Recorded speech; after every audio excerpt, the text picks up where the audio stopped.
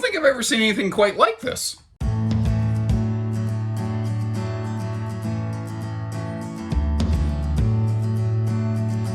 Hello and welcome back, everybody. Beautiful Kalispell, Montana.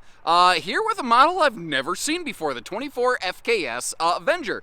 And I see little shades of things, like it's sort of similar in the overall layout to like a 2506 Rockwood, but not exactly. They've done some pretty cool things here. And where I think this one really fits into the mix of things, there's a lot of people out there like, look, I want a basic camper. I'm not trying to go broke buying something, but I don't need a fancy laminated RV with all the bells, whistles, and whiz bangs and widgets. That's where this one comes in. If what you're looking for is still just a little shade of that classic camper, but you want something that's not too big for hauling around or storing or anything, it's barely over 29 foot long. The total maximum weight of this thing is under 7,600 pounds. It should be a pretty good fit for a lot of half-ton towing. Double check the hitch weight on this versus your payload, of course. But overall, like, it's simple, it's straightforward, it's smart. It's the kind of RV where, like, if what you want to do is a couple personal upgrades, you're like, I want something basic, but like I want a big bath fan or things like that. It's an easy RV to apply a couple updates and upgrades to without going too neck deep all in from the top level. So it's a front kitchen with fantastic countertop prep space in this thing. There's a big wide open closet by the door. I'd kind of prefer to have a door to close that off, but that's what we have on this one. And it has a large U-dinette slide with a pantry built into it also, so it's kind of a weird hybrid mutant super slide kind of thing. If you choose to add entertainment into this thing, you got a big old wall that's shared with the bathroom where you can do that. The bathroom actually has some impressive storage. It really reminds me of like a classic like early 2000s kind of RV bathroom where it's just all function, no fashion, and it has a private rear bedroom, which has become very hard to find nowadays, with a monstrously large storage cavity under that rear bed. It's different, it's not for everybody, but I'm curious to know, what do you think about this one as we go? All right, so what do we got here? Well, I'm basically standing in the bedroom-bathroom hallway so that you can catch the entry door to kind of gain your bearings and get a point of reference right here. I'm not really sure where to begin on this one, so I'm just going to start working my way around a little bit. Like I said, right by the entry door, you have this big closet, which is cool. I would have liked it a little bit more if it had like a hanging rod in there as opposed to just a couple little coat hooks. It feels a little underwhelming. It is wide open, so you got to kind of be smart about what you're doing with this. You might want to get, depending on, like, you could throw some maybe shelving units or like little organizer kind of things in there to use that space in some different ways. I'd be a little bit curious. How would you go about utilizing that space? Let me know. Now, these will all have central air in them, which is nice. It's not a really big RV, so I don't know that like a multi-air system is necessarily needed here.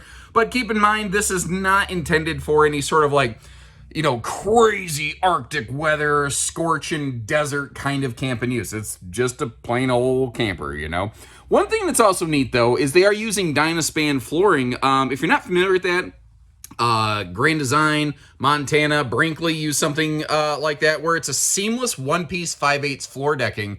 And it basically helps get rid of like squeaks if you're a little bit heavier and walk around the RV. Frankly, I don't even know if you got to be heavier. Sometimes RVs just squeak, being real about that. The other thing there is Dynaspan actually has 50% greater load-bearing capacity even as compared to plywood. It's a really cool material.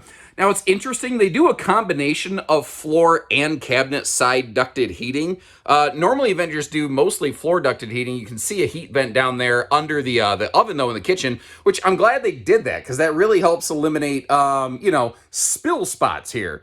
And how about the counter space in this thing? Especially small RVs rarely have good counter space, and I really kind of like that breeze across window setup they have going there. That is a stainless farm sink. You see the double sets of power outlets down below? I don't mind them there. I would like some outlets against that forward wall, though, right down near the countertop level. I think that would be a really smart, functional way to do some things like that. But over here, like I was saying, it's a little bit of a hybrid mutant kind of slide where it's a pantry and dining. And from the factory, to my knowledge, I might be wrong on this because I don't have the pleasure of going through Avengers on a very frequent, recent basis. I don't believe they offer any factory seating swaptions off of something like this. I can tell you, same thing I always tell you. I think one of the first things I would do is I would remove the pedestal knee basher legs off that table, and I'd put a set of free-floating folding legs in there so that I could kind of shift it around a little bit, and that would also open up the opportunity for the dinette to maybe be a little bit more of a lounge. Now, I will also, again, I'm not trying to oversell something. If anybody ever says, oh, you don't need a sofa because the dinette is super comfy, get away from people like that. Like, that is just snake oil. It's just flat out not true, you know. Dinettes can serve a purpose. I like the dinette allows us to, like, gather around, play some cards, you know, have a meal, things like that. It can fold down to a nice big guest sleeper, but it's certainly not a comfortable place to sit as compared to a sofa or anything like that. Over here, the entertainment wall is pretty simple, straightforward, pretty basic. You've got a Bluetooth stereo with an HDMI input, and then obviously there's a place here to put a TV should you choose to add one. I can see a lot of people in a camper like this not feeling like they need any sort of entertainment, but some people really can't kind of live without it, so it just sort of depends on what you want to do. Now, I haven't peeked up here. It looks like that is just a vent. It's not a power vent fan, but with this having a hollow wood constructed roof with residential batten insulation, you could piggyback some wiring off of like one of these ceiling lights right here, and you could turn that into a vent fan. So kind of whatever works for you. Now over here by default, you can see that we have that big like 10 plus cubic foot 12 volt compressor fridge. There is a gas electric two-way option. It will drop down to about a 6 cubic foot though, so keep that in mind. Under the sink, I love how they left that wide open to give us good spot for a wastebasket. A lot of campers don't do that. Basic camper, the overhead cabinets don't have any kind of struts.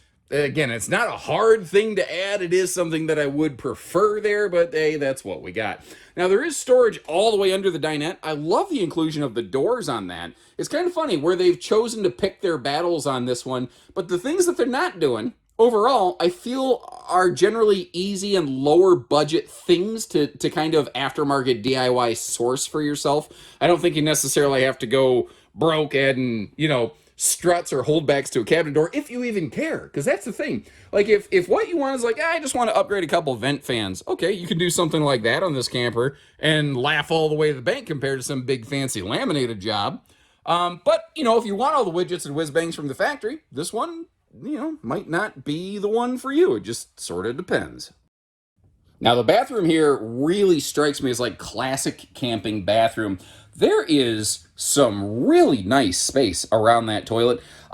If you've got long legs like mine, your toes are bumping into the side of that storage cabinet across from the toilet, but it didn't stop me from using anything. Like it was fine. If you have shorter legs than mine, it won't be an issue. Now, you got a big old blank wall right there. I would tap around that sucker with a stud finder, and I'd add a couple like towel hanging bars or something like that, just for my own personal preferences. Now, being real, something that might just be a massive hard deal breaker for you is this shower, because the RV is only 6.5 foot tall. And the vent fan skylight combo is not centered above the shower. I don't know what's going on up at the roof that may have prevented that, but you notice that like I had to kind of stand off to the side. And it is a smaller corner shower, which means that elbow room in this thing can be at a little bit of a limited premium, so kind of keep that in mind.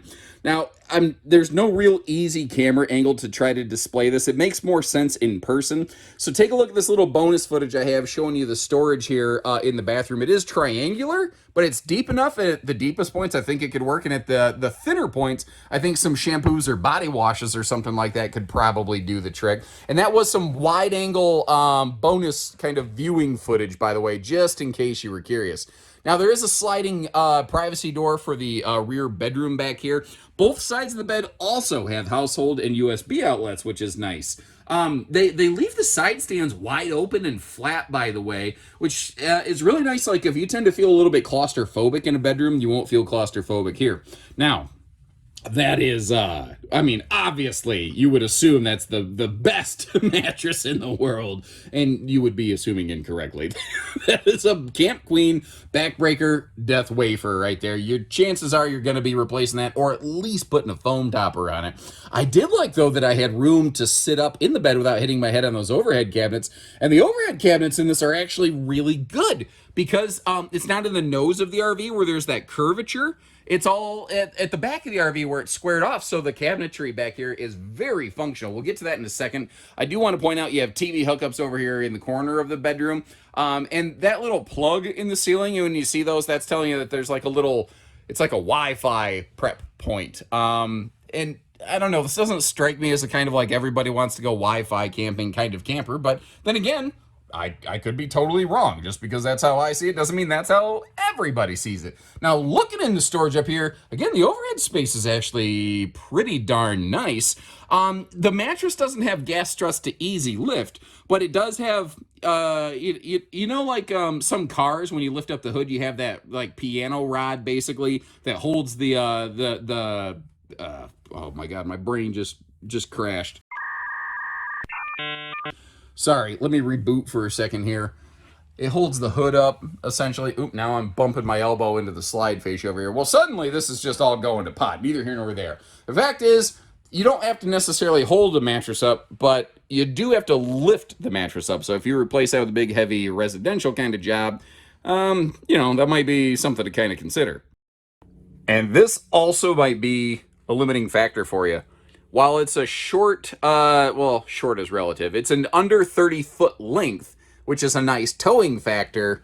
The bedroom and bathroom, without opening the slide, are going to be lost in transit.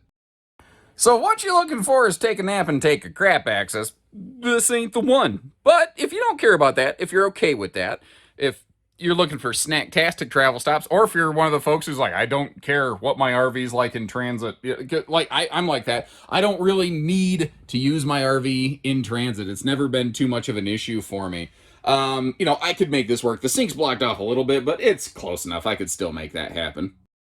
And as discussed when the video first began, it's not too big, it's not too heavy. I think a lot of half tons will find it within their range and capacity. Where it gets tricky is when you have a slide all the way in front of the axles like this, and that heavy front kitchen weighing it down, the hitch weight of this might start to exceed the payload rating of your half ton. Now, you have the ability to kind of cantilever this one a little bit. Seesaw effect, for lack of a better way of describing it, because you have a massive storage cavity behind the axles under the bed. You might be able to load some cargo back there and level things out, but keep in mind that is potentially dangerous if you do it wrong. Too much weight behind the axles will introduce nasty and dangerous sway. The goal is always to have cargo evenly loaded across the RV as much as possible, but with the front kitchen storage and the rear bedroom storage, I think you'll probably pretty organically accomplish that. Power tongue jack, of course, doing the heavy lifting for us. No fancy super jacks or anything like that on this one. The awning isn't massive, but I think they put about the biggest awning on it they could, so I can respect that. Now, under that front water heater, which, by the way, I kind of like the water heater right next to the kitchen so you can get some hot water faster. It'll take a little longer to get to the bathroom, but not terrible by any stretch of the imagination. I do like how they put the speakers down a little bit lower so you're not blowing the neighbors away with your Freedom Rock, brother. Whenever we were on a road trip when I was growing up, my mom would just like blast Yanni in the car. You remember Yanni? She really liked Yanni. She found his music very emotionally moving and powerful, which I respect. You know, it spoke to her in that way. But I don't know that blasting Yanni is necessarily my speed. Doesn't have to be. Now, under that front awning arm, there is an outside gas grill quick connect and some outside TV hookups if you're looking for something like that. On the back rear corner, we have ourselves a little drunken uncle leash latch. Allegedly, you can hook some pets to those to keep them from running around, but I guess that's weird. I don't know. And you see that there is a mount for a telescopic removable roof ladder. Now, the ladder is not included, but it is prepped for that kind of thing. And just to give you another quick peek up here at the roof, I can't remember if I did that in the beginning of the video or not. There's, you know, no like major factory solar package or anything like that on these. The good news is, like, if you like this, but you're like, yeah, but I do want to do some solar boondocky kind of stuff, we can basically build you a solar package at Bish's RV. That's not a hard thing for us to do, especially on a stick-built camper where it's easier to run wiring. Now, maybe I've not done a good enough job of talking about this, but, you know, you see a camera prep in the back. Cool! If an RV doesn't have camera prep, does that mean it can't have a backup camera? And the answer to that is no. Backup cameras are added to RVs before factories ever did anything about it. Backup camera, side view cameras, those things could be applied to literally any camper. So it doesn't necessarily need a prep point, and really, whether it is quote-unquote prepped or not, really doesn't significantly affect the price of that install, which is what's really funny. Now, they gave us some good-sized baggage doors on both sides of the pass-through, and this is huge, buddy. That is a big, big cargo space. Now, something you might like, something you might not like. If I'm looking at it, I do believe if you flip that bed storage up, you could pass through from inside to outside of the camper through this rear storage compartment. Now, for somebody like me, who maybe locked their keys somehow inside or something like that, that could be handy. For somebody who's a little more worried about security, you may not necessarily like that. I would offer that I don't think any RV is necessarily a fortress by any stretch of the imagination. And it wouldn't necessarily be hard to change out the key locks on your pass-through compartments, but, you know, if you lock your keys inside, there's no guarantee that that's going to do you any good either. You get the idea. Now, as always, I'll leave you links in the video description where you can check pricing and availability, but also some similar models listed there. I mentioned one when the video first began, the Rockwood 2506S, I think is the most directly similar floor plan, but what if you want like a bed slide? What if you're like, I like this, but I need a bed slide? Rockwood makes something like that for you too. Actually, Rockwood really crushes a lot of front kitchens, and this is one of the only smaller stick and tin front kitchens I've seen recently. I kind of like it, but I know it's not for everybody. What do you think about this thing? And if you've appreciated how we shared the good with the bad with everything in between today, please hit that subscribe button if you're new with us, like our video if you're a returning member of the RV Nerd Herd, and we'll see you again next time. So take care, stay safe, have fun, and happy camping, everyone.